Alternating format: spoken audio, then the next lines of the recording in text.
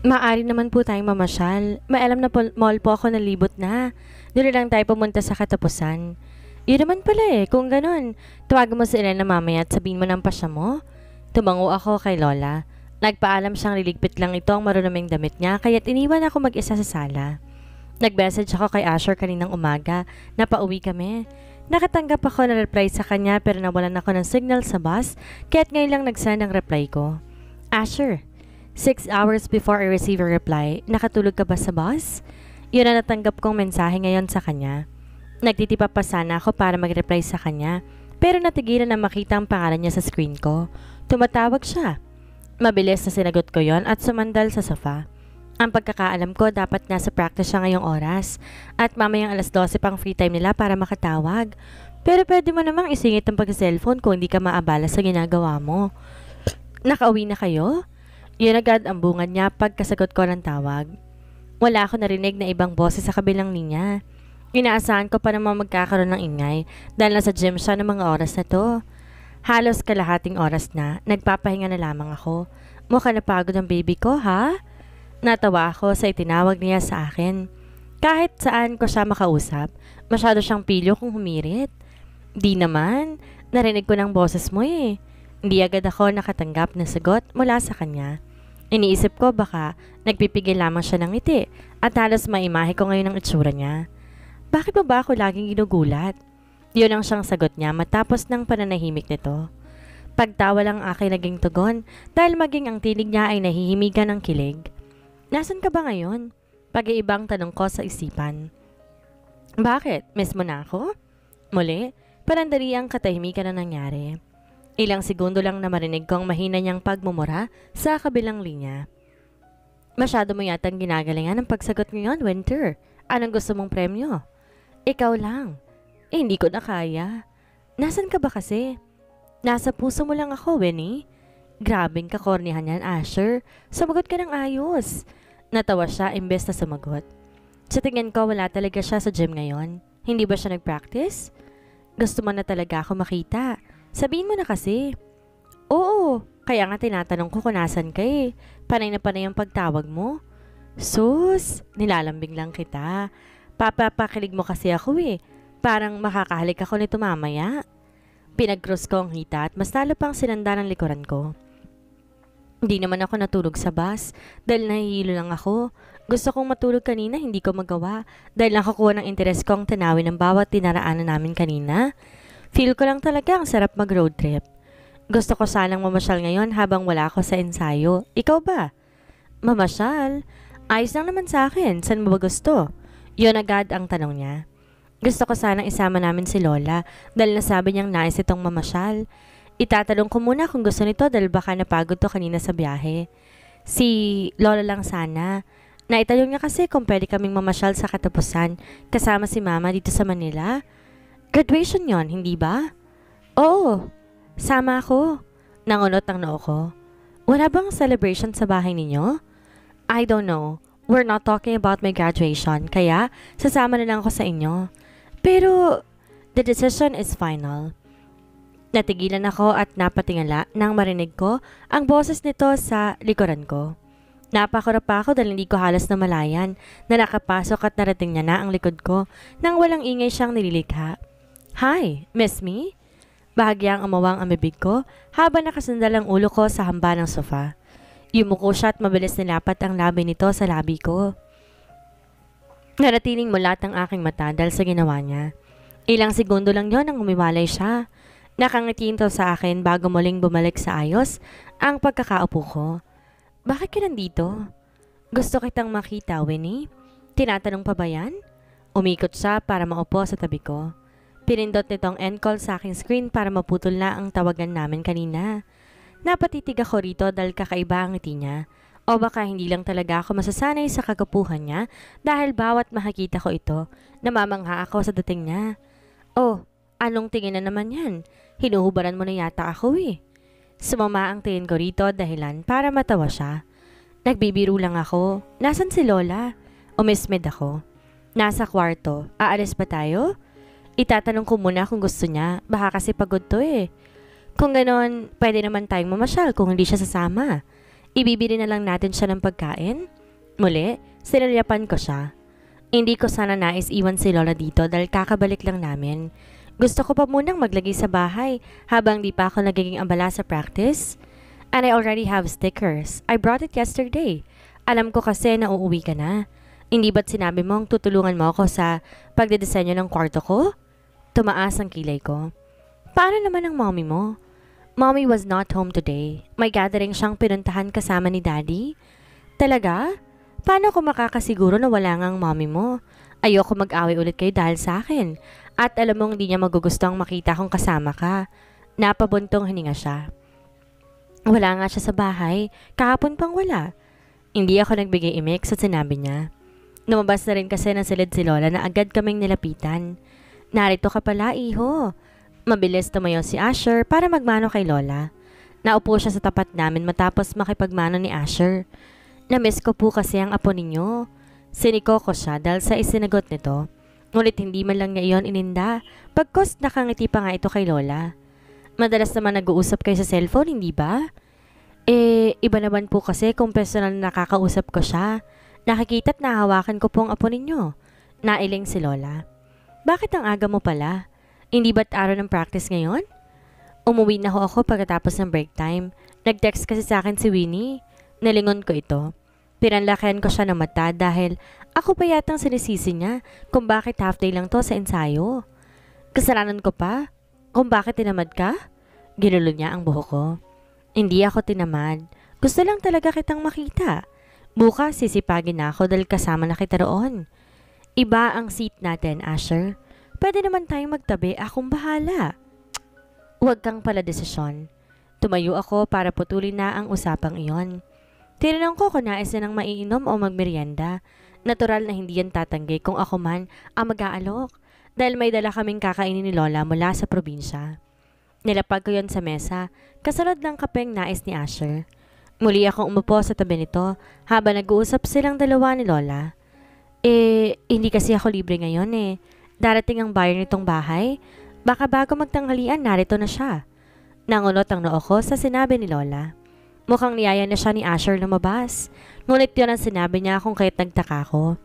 Nagmamadali po ba ang buyer? Hindi naman. Magbibigay ito ng paunang bayad. Hahatiin ang halagang napag-usapan namin para sa pag-transfer ng pangalan nito para hindi na gaanong malaking babayaran niya sa huli. Napatango ako. Kailangan po bang ibenta ang bahay? Sayang naman po. Sang-ayon sana ako sa sinabi ni Asher, ngunit may pagkagamitan kasi si Lola sa perang makakuha niya rito. Alam niya humihina ng flower farm. Nababawasan ng mga turistang dumadayo roon maging ang buyer namin ng bulaklak nababawasan na. Balak sanang magtayo ni Lola ng maliit na bakery doon sa probinsya. Bihasa sa pagmamasa sa tinapay si Papa. Si Mama naman sa pagbibake. Tulad ni Lola, marunong din siya. Sa kanila ko yata natutunan ng lahat paukol sa paggawa ng tinapay. Sa probinsya na rin namin titirang apo ko. At itong bahay na to, alaala na lang ng asawa ko. Nalulungkot ako kapag narito ko. Muli, sumagi na naman sa isipan ko si Lolo. Laking Manila kasi ang lolo at napadalo lang sa probinsya na mga panahong nakakilala sila. Nagtatrabaho si Lolo dito dahil may sarili siyang talyer. Ngunit ang talyer na iyon ay naibenta na rin na magkasakit sa ospital si Lolo. At sa sakit na cancer. Ano pang mangyayari dito sa bahay? Gigibain ba? Tumango si Lola sa tanong ni Asher. Gagawin tong car wash at vulcanizing shop ng bibili. Dito lang din siya banda nakatira. Dahil walang gaanong car wash sa lugar na to. Yon ang balak niyang ipatayo. Talagang maglalaho na lang itong bahay? Baka namimiss ko ito. Hindi ako nagbigay tugon sa sinabi ni Asher. Kung may sapat na pera lamang kami, hindi na mabebenta itong bahay. Hindi ko alam kung bakit naging matuwal na ang flower farm simula nang tumungo ako dito. Nagbawas na rin ako ng mga trabahador si Mama dahil hindi nila kaya itong bigyan ng sapat na sweldo. Masyado pang mahinang negosyo sa probinsya, ngunit wala akong balak ipasara at ibenta ang lupain ng flower farm. Kinalakan ko na iyon at mas maraming magagandang memoryang nabuo roon kesa sa bahay na to. Mabigat ang dibdib ko sa sinabi nga ni Lola. Alam ko kung paano niya pinahalagahan ng farm, higit pa sa buhay niya at pawis ang itinaya niya para maging malago ito. At ngayon na unti-unti siyang bumabagsak, para na rin akong dinudurog. Dinudurog na wala man lang nagawa dahil wala akong maitutulong sa kanila. Inintay naming dumating ang nasabing bayan ni Lola bago kami magpaalam na umalis. Sinabi niya sa amin na kung nais namin lumabas, kami na lamang dalawa.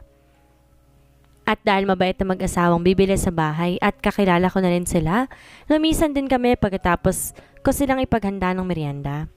Gusto ni Asher dumiretso kami sa bahay nila. Excited daw kasi itong ipakita ang mga binili niyang stickers at glow-in-the-dark na stars. Di naman na ako tumutol dahil gustong gusto ko talaga ang pagdedesenyo ng silid at dahil sa kasabikan ni Asher. Nahahawa na ito sa kanyang saya. Dumaan kami sa bilihan ng mga street foods malapit sa kanila. Namiss daw kasi ni Asher kumain ng street foods, kung kaya't bumili siya at tiniuwi namin yon sa bahay nila. Gaya ng sabi niya, wala nga si Mrs. Saavedra na makapasok kami sa loob. Sinalubong kami ni Yaya Corazon na ngayon halatang kakatapos ng sa paglilinis. Tapos na ang practice ninyo? Tumango si Asher. Opo. Umuwi ba si Mommy? Hindi pa. Dito ba kayo kakain? Umiling si Asher sa tanong ng matanda. May binili na kaming pagkain. Kumain na ho kayo. Mamaya na muna. Kailangan ko pa munang pumunta ng pamilihan dahil sa mga bili ni Ina. Napangawi si Asher. Madami na naman siyang iniutos sa inyo? Hindi naman gaanong mabigat. Magpapasama na lamang ako sa driver. Sure. Kailangan mo talagang may kasama. Baka maraming listahan yan. Nangiti ang ginang dahil sa concern ni Asher. Nagpaalam itong lilisan na at kung may gusto man daw kami, pumunta na lang kami sa kusina dahil may nakahanda ng pagkain doon. Tumangong nakangiti ako matapos niyang magpaalam sa akin. Giniya agad ako ni Asher paakyat sa kanyang silid dahil nagmamadali siyang ipakita ang mga binili niya kahapon. Ayos lang ba? Tumango ako. May mariposang sticker ang binili niya talaga na manghinangaan ko. Mas magaganda ang kanya kaysa sa akin dahil mukhang mahal ang mga nabili nito. Masyadong expensive ang lalaking to na maging yung mga glow-in-the-dark nagsusumigaw ng kagandahan. Saan mo nabili ang mga yan? Tanong ko. Nakatingin sa ibang stickers na inilabas niya. Sa mall. Matapos itong sumagot, may nilabas siyang malaking plastic. Umawang ang bibig ko na makita ang laman nito habang nilalapag niya iyon sa kama. Nagpa-print ka pa talaga? Tumango siya. 2 malaking pictures yon na naglalaman ng solo kong litrato at ang isa kasama siya. Naparinok ako dahil iniisip ko na lamang na makikita to ni Mrs. Saavedra. Iinit ng ulo niya. Hindi ko yata kayang idikit to sa kwarto niya. Baka pwede mo na lang niyang ilagay sa banyo? Napangiwi siya sa suggestion ko. Tss! Bakit? Ano yan? Habang nasa banyo, naliligo ako, tinitingnan kita? Baka hindi na lang ako maligo noon. Sinamaan ko siya ng tingin. Huwag mo na lang idikit yan kung saan. Nakakahiya. Kwarto ko to, Winnie. Kung ayaw mong idikit, ako nang gagawa. Mamayang gabi, kapag wala ka na. Napapikit ako bago magpakawala ng mahabang buntong hininga. Di na rin ako nagreklamo pa sa gusto niya. Kung anong nais ito, yun na lang ginawa ko. Kung saan niya gustong ilagay ang mga palamuting to, hindi na ako tumututol. Maganda naman ang taste niya kung saan ilalatag iyon. Kaya halos pagpawisan ako kahit ang suot ko ngayon ay hindi naman gaanong makapal. Binili to ni Mama sa probinsya pa. Isang dress na talagang nagagandahan ako dahil simple lang. Pabotones siya sa harapan. Kulay krema siya at ang sarap ng kulay niya sa mata. Kumain na muna tayo. Ani ang awat sa akin habang tinatapos kong ilang stars sa gilid. Tumango ako. Bumaba ako sa kama at lumapit sa mesa kung saan naroon ang mga pagkain. Titikman ko pa lang sanang itlog na kulay kahel nang biglang matigilan ako sa boses na nagmumula sa labas. Dahil nakabukas ang pinto, malakas ang boses ni Mrs. Lina na ngaya'y tinatawag ang pangalan ng anak. Asher? Naparanok ako at natulala habang narinig ang mga yapak ng heels niya. Dahil sa kaba hindi na ako nakakilos kung hindi lamang ako binuhat ni Asher. Balak na sana niyang tumakbo patungong banyo, ngunit lumiko siya, binuksan ang makinang cabinet sa gilid. Doon niya ako pinasok habang nagmamadali. Maging siya'y tumabi sa akin bago tuloy ang isara ang pinto. Sa sobrang nakiyata ng cabinet na to ay kakasyang 5 tao. Hindi lang ito ang cabinet na naririto. May sarili pa siyang closet room sa kabilang pinto kung saan naroon lahat ng gamit at damit niya. Are you there? Nasa loob na si Mrs. Lina dahil dinig na namin ang hakbang niya. Panandali ang naging tahimik sa labas dahil latang na po na niya ang mga stickers na naroon. Napamura ako sa isip dahil mabuti na lang pala hindi pa nakadikit yung mga pictures ko. Ang sabi kasi ni Asher mamayang gabi na lang kapag wala na daw ako. Ano bang pinagagawa ng batang yun? Narinig namin ang yapak niya palabas ng silid. Naparanok ako bago niya tawagin si Yaya Corazon na hanggang ngayon ay hindi pa rin dumarating. I didn't know she's going home today. Sinamaan ko siya ng tingin. Hindi ako akalain na may tataguan akong isang ina dahil ayaw niya sa akin para sa anak niya. Ngunit mas gugustuhin ko nang magtago dito kaysa makita niya ako sa kwartong to. Baka ano na lang isipin niya at bigla na lang niya akong kalad ka rin palabas. I'm just going to check her. Hinawakan kong t-shirt niya, umiling. Mamaya na lang, baka galit siya, mag-away na naman kayo. Hindi siya sumagot. Ayoko masaksihan mismo at marinig ng personal ang pagtatalo nila. Alam ko, pag-uusapan na naman nila ako at baka maging dahilan pa yun ng pagtatalo nila. Natatakot ka ba? Hindi ka naman naawayan ni mommy sa harapan ko. Kung ganun pala, bakit mo ako pinasok dito? Natawa siya. I didn't know what to do. Nataranta ako dahil pinagpapawisan ka. Pinagpapawisan ako dahil sa ginawa natin. Yun. Ginawa natin? Wala pa naman tayong ginagawa. Dinikit mo lang yung mga stickers. Anong tawag doon? Umirap ako dahil may butas ang cabinet niya. Masisilip ko ang labas ng silid nito. Tuluyan na nakabukas ang pintuan ng kwarto niya. Hindi ko alam kung nasa labas pa si Mrs. Lina at hinahanap pa rin ba itong lalaking to. Pero basang-basa ka nga ng pawis, naka-aircon naman. Totoo nga na pinagpapawisan ako. Idagdag pa ang tensyon sa biglaang pagdating ni Mrs. Saavedra. Muntik na ako antakin sa puso. Sinong di papawisan kung nakakulong ka dito? Umirap ako. Inipon ang aking buhok upang itaas iyon. Pinaypayan ko ang sarili pero maalinsangan talaga. Ibaba mo na yung buhok mo. Nangunot ang noo ko dahil inilis niya ang pagkakaipon nito. Nag-iwas siya ng tingin sa akin habang tumutulo talaga ang pawis ko sa pisngi. Nainitan ako dito sa loob ng cabinet mo. Pwede mo naman ako ipasok sa banyo, Asher. Bakit dito pa kasi? Malapit kasi dito. At kung doon pa ako tatakbo, makikita tayo ni mommy. Kung ganoon, bakit mo ako pinagbabawalan na ipitin ang buhok ko? Because your neck. Napakurap ako. Dahil sa leeg ko. Na paanong leeg ko? You are too hot while doing that. Ang ganda ng leeg mo. Naparanok ako. Iyon ang rason niya kung bakit niya hinilang pababa ang kamay ko. Dati naman niyang nakikitang leeg ko. Anong problema niya? We are too close. Kanina pa kita gustong halikan sa labas. Kaso, ang dami mong ginagawa. Then now, I am tempted to touch you. Napamaang ang aking bibig. Wala ako masabi dahil diretsuhan talagang lumalabas sa salita sa bibig niya. Sa labi ko, tumama ang mata niya na sulyapan ako nito ng tingin. Kinagat niyang labi bago mapapikit. Di naman bawal na halikan kita, di ba? Wala akong maitugon dahil hindi ko alam ang isasagot sa tanong niya. Siya rin naman ang lumapit sa akin at ginawa ngang nais na halikan niya ako. Hinapit ito ang bato ko dahilan para magkalapit kami ng todo. Napahawak ako sa braso niya dahil ang halik nito ngayon tulad nung isang gabi. Mainit na may tamis. Nauuhaw na parang sabik sa bawat parte ng labi ko. Sinandal niya akong muli at iniba ang anggulo ng kanyang ulo. Sa lambot ng labi nito, mapapatagon ka sa bawat kilos ng halik niya sa akin. Para bang wala lang lahat ng nangyari kanina at nabura yun sa isip ko. Kinapos ang aking paghinga sa kanyang halik. Nagawa niyang humiwalay sa akin upang bigyan ako ng hangin. Ngunit ang labi niya ay sadyang paborito nitong baybayin ng aking leeg. Hindi ko na alam kung sa pawis ba ako naiinitan o sadyang kainit lamang talaga ng katawan ni Asher. Hindi ko akalaing maglilikha ako ng daing sa paglapat ng labi nito sa gitnang leeg ko. Kakaiba ang haplos niya sa buong katawan ko. Nadadala ako at parang wala sa sarili nagugustuhan bawat galaw ng kanyang kamay at labi. Inawakan itong ibabaw ng botones ko para mabuksan iyon. Kasabay ng pagbukas ng isang botones ay ang siyang pagbaba ng labi niya roon. Sunod-sunod na kinalas niya ang parteng ibaba ng botones ko hanggang sa mga lahati ang hubad sa aking katawan. Napadaing ako sa paghalik niya sa aking kaliwang dibdib. Humigpit ang hawak ko sa braso nitong namamawis at unti-unti niyang nadadala na ako sa ginagawa niya. Basa ng pawis ang buong katawan ko, ngunit ang ginagawa niya sa akin, hindi iniinda ang init na naramdaman ko sa loob ng cabinet. Baby, you're gorgeous. Napanunok ako na magtama ang aming mga mata. Kakaiba ang mapupungay na mata ni Asher na lalong nagpapadarang ng init sa aking katawan. Kinagat niyang labi at muling tinitigan ang kalahati ng aking katawan. Alam ko na mumulan na ako ngayon, ngunit wala akong ginawang pag-angal kahit na muli niya akong hinalikan.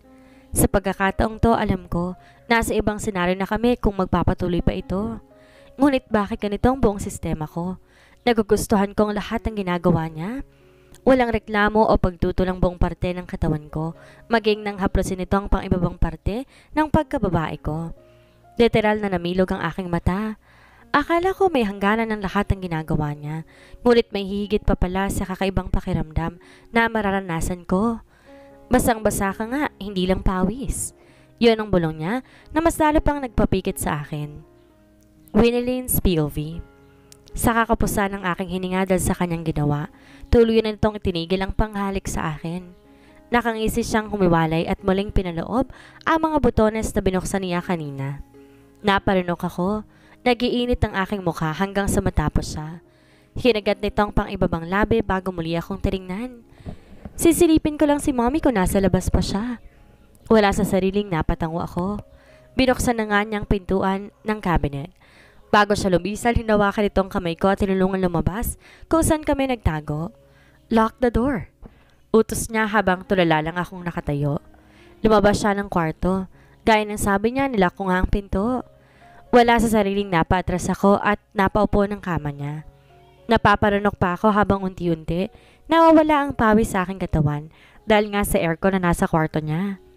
Hindi ko alam kung matatapos pa ba kami dito sa ginagawa namin. Nakakaramdam na kasi ako ng hiya at hindi ko alam kung magiging maayos bang sarili ko habang kaharap siya. Tinakpan ko ang aking mukha gamit ang palad ko. Nagiinit pa rin yon dahil biglang sumagi sa isip ko ang ginawa niya kanina.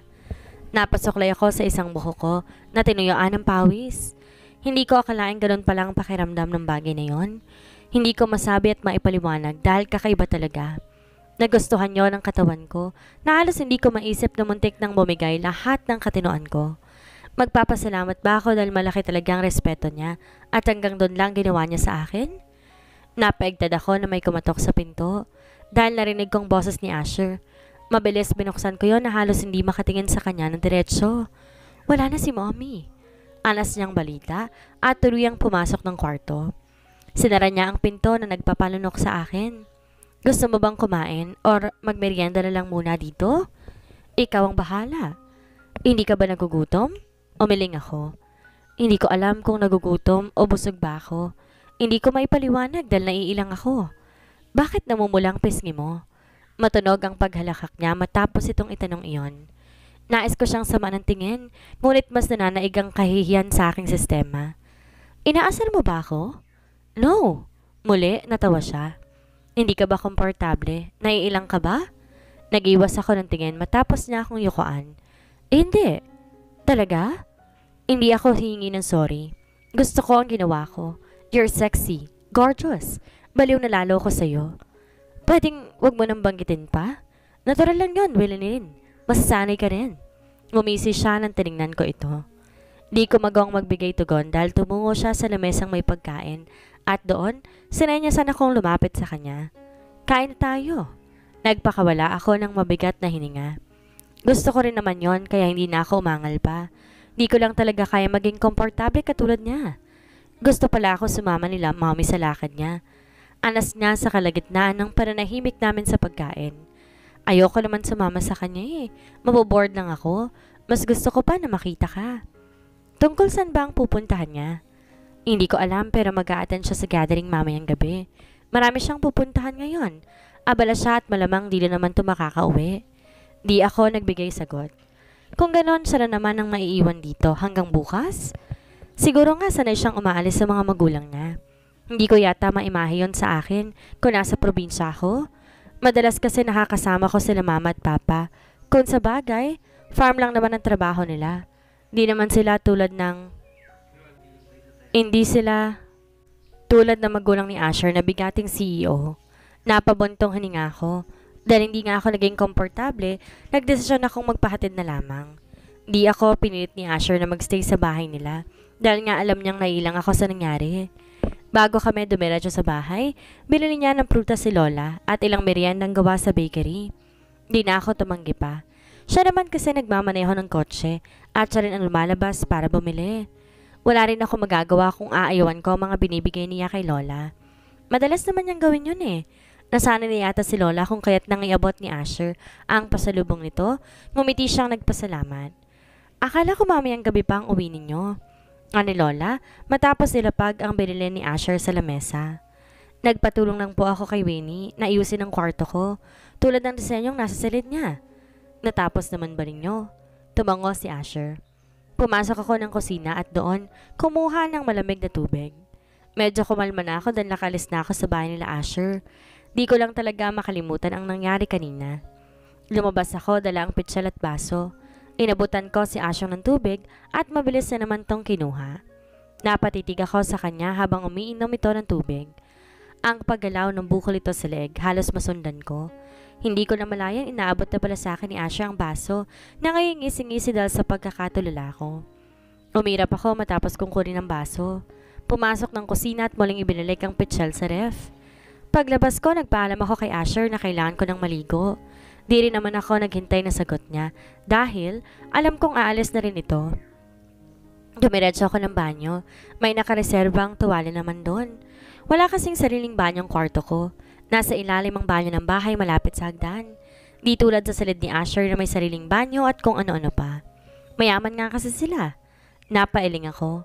Marami ako napapanood noon na drama sa TV. Mayaman nga ang lalaki at mahirap ang babae. At dahil sa estado ng babae, hindi pa ang magulang ng lalaki sa relasyon nila. Para nangyayari ngayon sa akin ang mga napapanood ko. At ang pagtatapos nito, hindi nagkatuloy ng bida dahil nga ikinasal siya sa ibang babae. Mabilis nagbuhos ako ng tubig gamit ang tabo. Halos ubusin kong tubig na nasa balde kahit hindi pa ako nagsasabon o nagsashampoo man lamang. Nainis lang kasi akong bigla sa naisip ko eh. Mangyayari din ba sa amin ni Asher yon?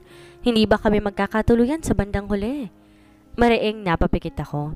Binilisan ng pagligo dahil nais ko na lamang magbasa ng libro upang malibang. Tiyak na mawawala rin sa isip ko ang nangyari kanina at magiging maayos na ng lahat ng problema namin ni Asher.